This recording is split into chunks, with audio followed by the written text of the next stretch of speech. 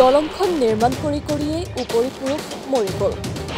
এতিয়া জনপ্ৰতিনিধিৰ চকু নপৰা দলং মেৰামতিৰ কাম উত্তৰ পুৰুষৰ। লোকসভা নিৰ্বাচনৰ ধামখুমীয়া আৰু ৰাজনৈতিক নেতাৰ ভাষণৰ ফৌজদাৰীৰ মাজতেই বাক্সা জিলাৰ বাগানপাৰা পৰিষদীয় সমষ্টিৰ অন্তৰ্গত শান্তিপুৰত দলং নিৰ্মাণৰ বাবে ওলাই আহিবলগীয়া হৈছে স্থানীয় ৰাইজ।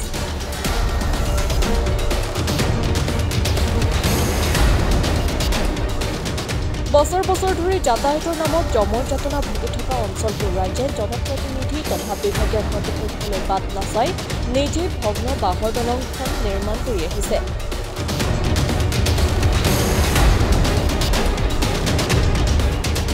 উল্লেখ্য যে জিলাখনৰ থানগুৰিৰ পৰা শান্তিপুৰ হৈ ধমধমালৈ যোৱা পথটোত থকা কালভাৰ্টটো দীৰ্ঘদিন ধৰি ভাঙি থকাত ৰাইজে প্ৰতি বছৰে নিজৰ জেপৰ ধন খৰচ কৰি ২-৩বাৰ দলংখনৰ নিৰ্মাণৰ কাম কৰে।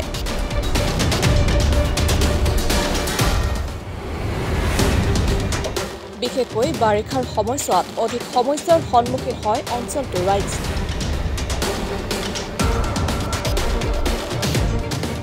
বিদ্যালয়ৰ ছাত্ৰ-ছাত্ৰী তথা ৰোগীক চিকিৎসালয়লৈ নিয়াৰ বাবে হাৰাশাস্তিৰ সন্মুখীন হয় ভূঞা, যাৰ ফলত প্ৰভাৱিত হৈ পৰিছে বৃহত্তৰ অঞ্চলটোৰ ৰাইজ। এই থানগুৰি ধমধমা যোৱা ৰথটো যিখন ব্ৰিজ আজি ৫-৬ বছৰ ৭ বছৰেই হ'ল UPF-ৰ দিনতে হৈছিল, কিন্তু বনোৱাৰ দিনতে দলংখন নষ্ট হ'ল। আৰু দাদাই কৈয়ে গৈছে মোৰ আগত, যিখিনি কথা অলপ আগতে কোৱাই হৈছে। কিন্তু এটা কথা কি, আমাৰ আজি ইমান চৰকাৰ সবল থকাৰ পিছতো যেন আমাৰ এই যাতায়াতৰ সুবিধাটো দলংখন নষ্ট হৈ আছে। আজি ৪ বছৰ হৈ গ'ল আমাৰ চৰকাৰ, তাৰ পিছত তাৰ আগতে বেয়া আছে। যিহেতু কাতিৰাম বা আমাৰ ভূপেন বড়ো MLA ওচৰৰে, আৰু আমাৰ যিহেতু সমাজকৰ্মীবিলাক আছে, তেখেতসকলে আমাৰ ৰাইজে যিহেতু কমপ্লেইন দিয়াৰ পিছতো ৰাস্তাটোৰ বা দলংখনৰ কোনো ডেভেলপ হোৱা দেখা পোৱা যোৱা নাই। আৰু ৰাইজে অত বছৰে কৰি আহিছে।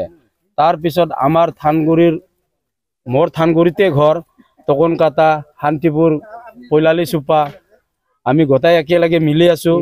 এইটো ৰাস্তাই দিয়ে আমাৰ চলি পলি স্কুলত যোৱা অহা কৰে। অসুবিধা হৈছে, বাৰিষা নহ'লে আমি যিহেতু দলংখন ঠিক কৰিব পাৰিব নোৱাৰাৰ কাৰণে ৰাইজে মোক বিচাৰাৰ বাবে মই নিজা খৰচেৰে বনাই দিম বুলি কথাখিনি দিলোঁ।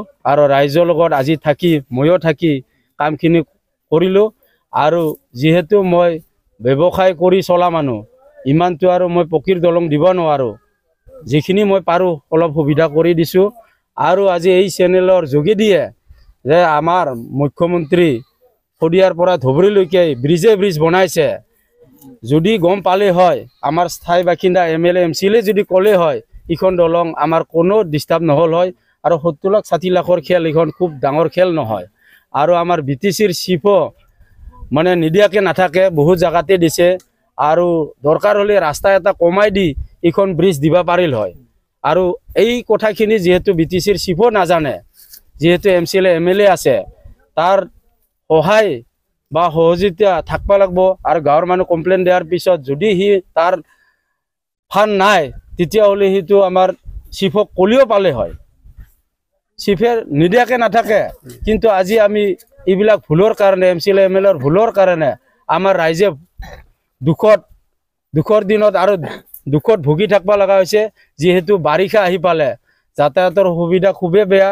আৰু এই নিউজ চেনেলৰ যোগেদিয়ে যেন আমাৰ অসমৰ মুখ্যমন্ত্ৰী ডাঙৰীয়াও গম পায়, আৰু তাৰ পৰা BTCৰ চিফো যেন গম পায়, প্ৰমোদ বড়ো ডাঙৰীয়াও যেন তেখেতসকলে নিউজটোৰ চেনেলে যে গম পায়, যেন আমাক অতি শীঘ্ৰে MLA বা MCLA দায়িত্বখিনি দিয়ে, তাৰ কাৰণে আমি আহ্বান জনাইছোঁ। আৰু অতি শীঘ্ৰে হ'ব বুলি আমাৰ মনত বিশ্বাস আছে। অৱশ্যে তেনে সময়তে ৰাইজৰ দুখ দুৰ্দশাৰ বুজ লৈ সমাজকৰ্মী শ্ৰমিক কুমাৰ বড়োৱে বাঁহৰ দলংখন নিৰ্মাণৰ সকলো খৰচ বহন কৰি পথখনে যাতায়াত সুচল কৰি দিবলৈ আগবাঢ়ি আহিছে।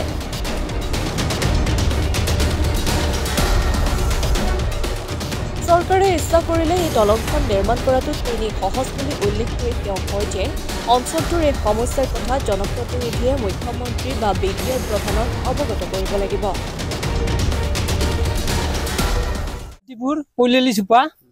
এতে ধৰি লওক আমাৰ ককা হুন আমাৰ দেউতা হুন এই দলংখন দিয়ে তাৰমানে মৰি গেল।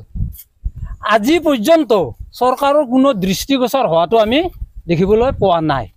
আমাৰ ৰাইজখিনি লাগে কেতিয়া জানে না, যেতিয়া ইলেকশ্যন আহিব তেতিয়া তাৰমানে আমাৰ ৰাইজখিনি লাগে এটা ঘৰে ঘৰে আহিব, ভোট দিব, দলংখন দি দিম, আমি জ্বৰ হয় পিছতে দি দিম।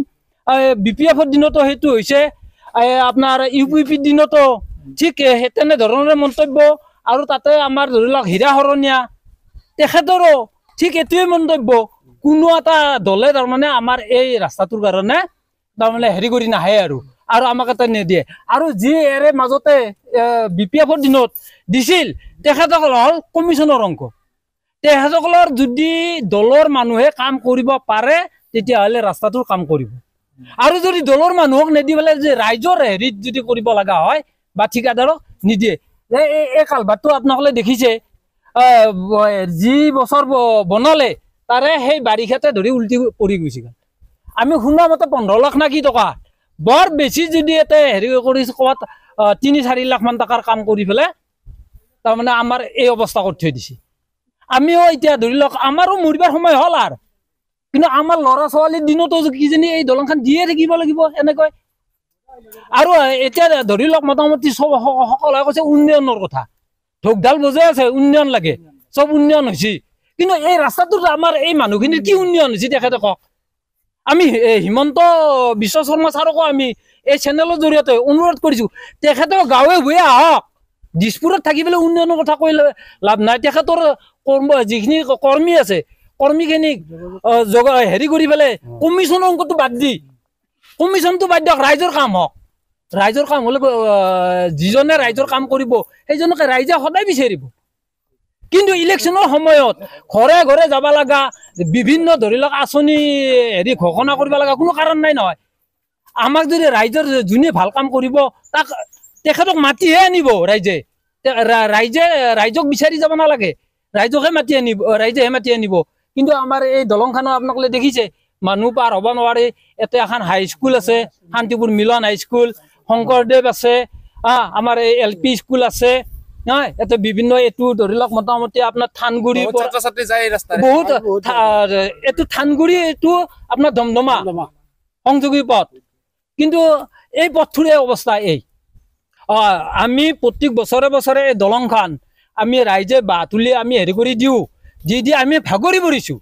যাই লাষ্টত যায় আমাৰ এটা যুৱ প্ৰজন্মৰ একজন উৎসাহী ডেকা আমাৰ সুমিত বড়ো সমাজকৰ্মী, তেখেতক আমি ক'লো যে দাদা হেৰি আমি এনে তেনে হেৰি, তেখেতে কিন্তু আগভাগ লৈ পেলাই আজি তেখেতে আমাক আহি এইখিনি সহায় কৰিছে।